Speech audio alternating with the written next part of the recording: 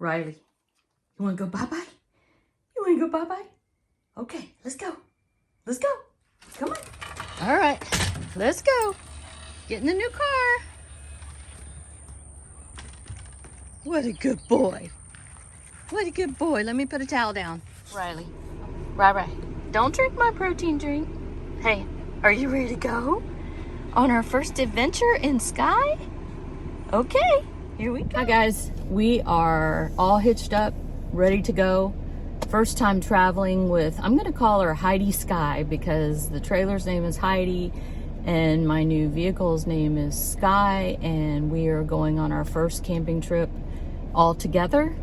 And I'm not gonna talk to you while I'm driving because my phone holder doesn't work with my microphone, so I don't wanna make the audio bad, so I'm just gonna tell you that we are on our way. We've got about a 2.5 hour drive, a 2.5 hour trip, and I'm just hoping and praying that everything goes well, and I'm sure it will. And I'm so excited to be able to tow Heidi again without worrying whether we're gonna make it or not. So I'm really excited.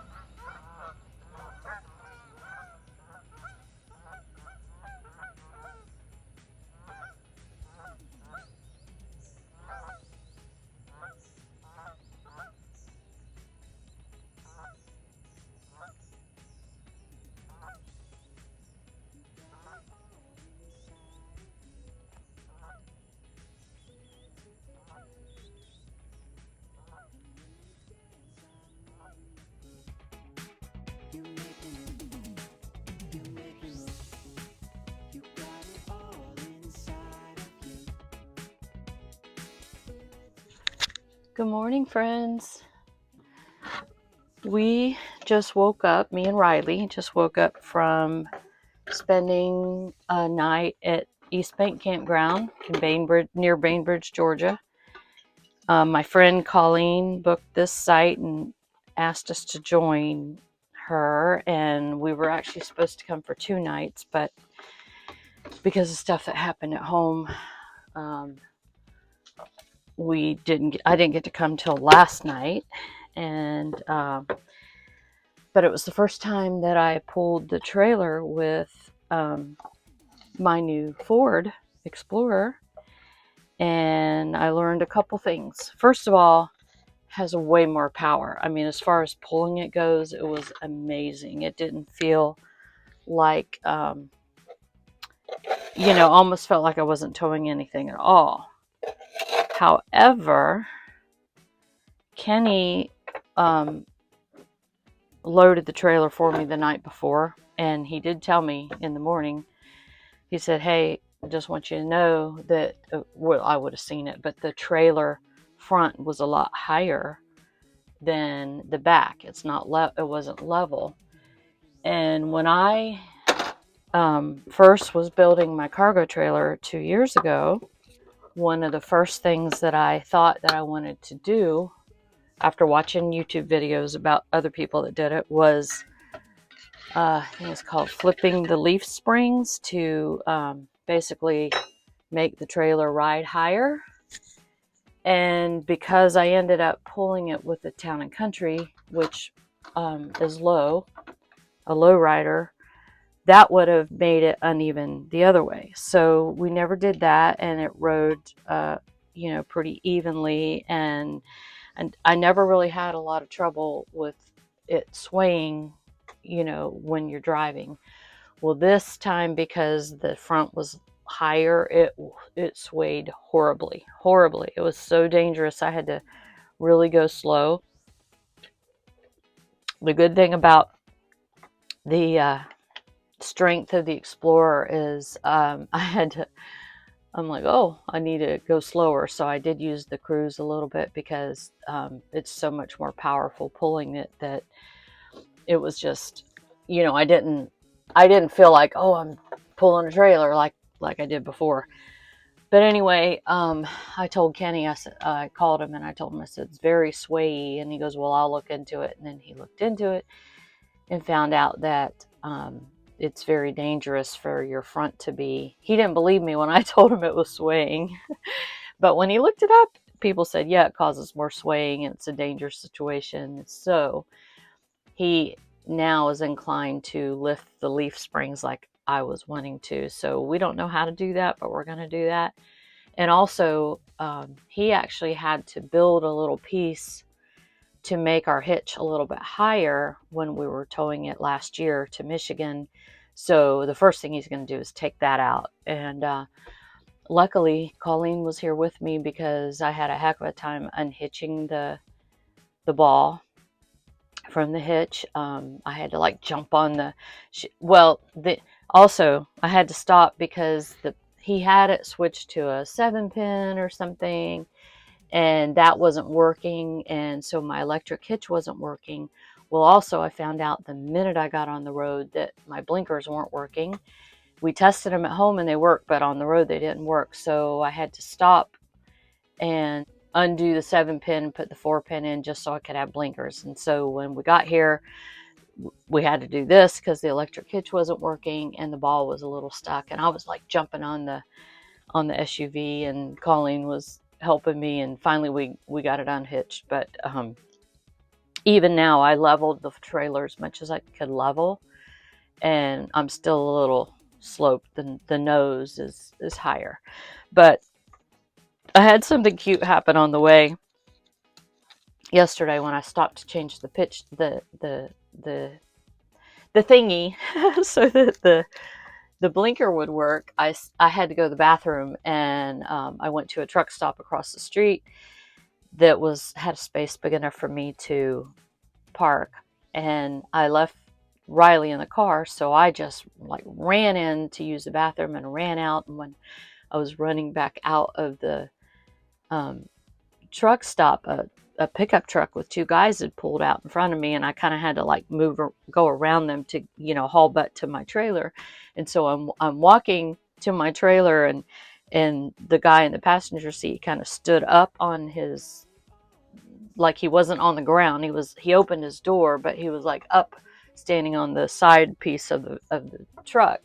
And he said, "Hey, is that a trailer or a camper?" And I just, without even missing a beat, I just turned my head around. I says, "Well, it's a camper now." And he laughed and he goes, "That's what I told him." So they were kind of, they saw my rig and they thought, "Oh, wow, that looks like a camper." I said, and he goes, "Well, that's really cool." And I said, "Well, thank you." I said, "I built it myself." And he said, "Well, that's neat." And it is way more striking now that the vehicle matches the trailer. And I know you commercial RV people are going like, you don't get it, but I get it because I built it from a little rundown, nasty looking cargo lawn maintenance trailer, and it's just perfect for me, and I love it. And it does definitely look better with the matching car. And I'm really glad that I have a car that can now pull it. By the way, Kenny told me last night that the car dealership finally did pick up Joy, so Joy is now officially gone. But she was a good girl. It was a good run, and I was happy to have her then. I'm happy to have the Explorer now. And so yesterday when I got here, it was so hot. It is August, and we're right on the Florida Georgia border, and we both agreed that until it starts cooling off, we're done. I mean, it's camping in Florida and South Georgia is very, very hot. So hopefully it will cool off very soon. So it was hot. We ended up hosing ourselves down in the hose here at the campground. I did have a rough situation with Riley again. We had a van life friend who came over and talked to us for a couple hours. We met her yesterday. Now she's a friend. I'm going to do a van tour in just a little bit with her. But she was over here talking, and it was very, very hot. And I had my little Ogre fan out there blowing on Riley, but he kept moving out of the, away from the fan. And he was panting, and his hair's kind of long right now. So I put him in the trailer a little bit, and I gave him a treat, and I gave him water. And when I came back in, he was up on the bed. And I'm like, "Oh, cute, you're up on the bed," because he can look out the window from the bed. And so I didn't notice anything unusual. I did feel a little bit of wet on my hand, but when you're camping, you're dealing with all kinds of stuff. So I didn't think that much about it. Well, last night in the middle of the night, he was up on the bed with me, and he got down from the bed, and I heard him throwing up. Now, full disclosure, Colleen and I had pancakes and sausage last night, and I know he was given some sausage. So apparently sausage does not agree with him. But anyway, he was throwing up on the floor, so I had to get down and clean that up. And then when I was getting back up on the bed, I noticed that there was a smell on the bed. I'm like, what is that? And I realized that yesterday afternoon when I was outside, he had peed on the bed. And if you remember the time before when I was camping at the spring, he pooped and peed on my bed. Now, he was sick then. He had like diarrhea. But I'm starting to think this is a behavioral thing. And when I leave him in the camper, he's going to pee on my bed. So that cannot continue because we're getting ready to take a big road trip, and I can't be, last time I was an hour from my house, I could go home and wash my sheets.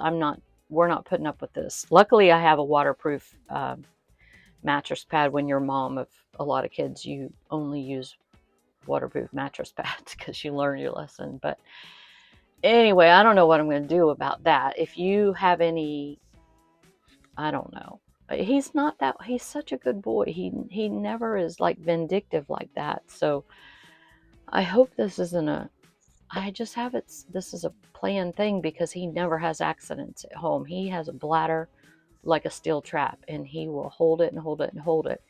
So anyway, then I had to take off the top blanket and bag it up and clean up the vomit on the floor, and then I get up and I go back to sleep, and next thing I know, he's scratching on the door that he has to go out. So I got out and took him for a walk. And by the way, this whole entire campground, I don't know how many sites there are, probably